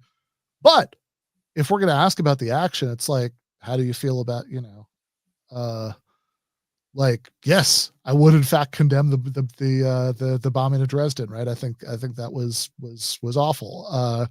And by the way, it's really disturbing that Israeli apologists keep and Israeli government officials in some cases keep bringing that up as a precedent. It's like, what about every other terrible thing that you've ever heard about happening? No one ever complained about that. There's the talking point of no one did anyone tell the United States after 9/11 not to do everything that they did? I mean, you've heard that, you've seen that talking point. I have seen it, and it's like, yeah, no, thank God nobody told us not to start 20 years of bloody and pointless and awful wars. That would have been just terrible if that had been stopped somehow, if there had been like a ceasefire imposed in Afghanistan and the last 2 decades of just nightmarish outcomes from these American wars in the Middle East hadn't happened. But yeah, look, also, by the way, the bombing of Dresden has been widely recognized as a war crime in more recent decades by actual legal scholars, using that term in a very strict way, and also just by normal people who've read Kurt Vonnegut, right? And it was actually incredibly controversial at the time, right? At the that it was, that there were actually plenty of real-time condemnations of that in allied countries. And yes, I would condemn it, right? I would also condemn what Hamas did on October 7th. I can understand what they did, in terms of killing and attacking civilians. I can understand why there are individuals, who it's not a mystery to me, why people who signed up, it's not a mystery to me why people join Hamas growing up in those circumstances at all, right? But that I agree with you. It's a separate question, right? I mean, there are lots of life experiences that might lead me to lots of places I don't think are objectively good, right? And I think you can I think you can understand that and have some, imaginative empathy for that, without endorsing it. And again, I do think that Norm's acknowledged here that some of what he initially said was wrong, and I think he's right to do that. But again, I just think I just think the human contrast between Norm Finkelstein fascinating and Piers Morgan is kind of, well, I think it speaks for itself. And on that note, we are going to wrap up the main show. So we're actually getting very close. Next week is going to be our season finale. And we're going to be gone for a few weeks to actually, spend time with our various problematic families and, have, and do things other than podcasts before we come back in January. We do have some stuff for you, clips, obviously, but there should also be, some new content hitting you over the course of the break from the main regular show. But we are going to end on a bang. We've got Slavoj Žižek joining us next week, talking about his new book. Always really, really enjoy that guy. So that should be a lot of fun next Monday. Meanwhile, right now, we are going to the post game with our very good friend Jason Myles from This Is Revolution.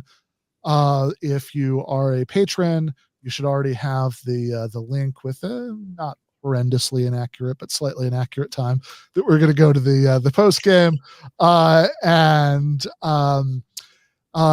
if you are not yet a patron, there is no time like the present. Patreon.com/Ben Burgis for $5 a month. Get the post games after every Monday and Thursday night show. Access to the Discord server. You get various things in advance of when we release them for the public sometimes, or sometimes even exclusively. We've done Discord movie nights. There are all kinds of things that we do, but it's not like this is a service that, you're being charged for, because come on, clearly it's 2023. Everybody is like drowning in free content all the time.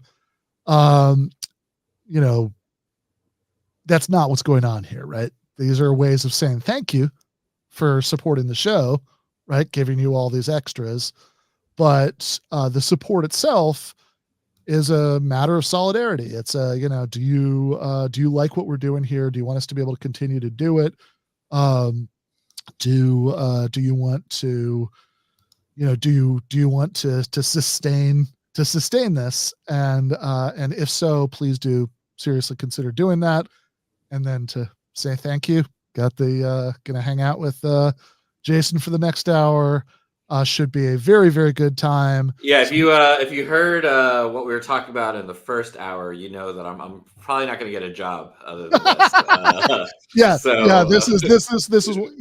That was my agenda when I was like, oh, hey, Jake, you were telling me about this censorship controversy, Hunter. You want to come on for this first hour? It's going to be a huge pain in the ass to hire a new producer. So, just wanted to make sure this is Jake's only job forever. Exactly. So please, no, it means a lot. It means a lot. So please do. It genuinely does. It genuinely does mean a lot. Whatever claims to the contrary you sometimes see on the internet, nobody here is rich. And this is how the show is supported. So please do consider supporting it if you're in a position to do so. If you're not, we will see you next week with Slavoj Žižek. Meanwhile, if you are a patron, we will see you in about 2 minutes in the post game. Left is best.